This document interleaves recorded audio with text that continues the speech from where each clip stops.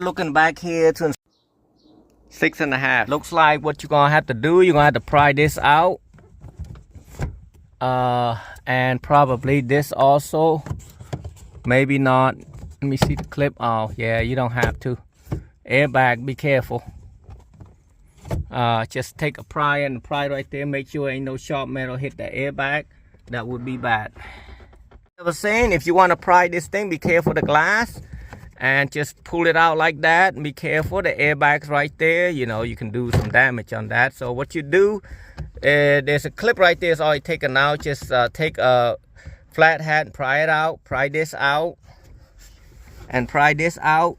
And I did take this out also. So what you do, I try to lift it out like this. I don't have to take the whole thing out. That's too much work. And then you pull it out like that. Looks easy, huh? So I'm gonna do the other side, same thing. Just lift it in this hole right there and pull it out.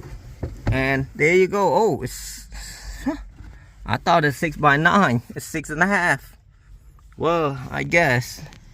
So, yep, that's all you do. I'm gonna show you what color is positive and what color is negative.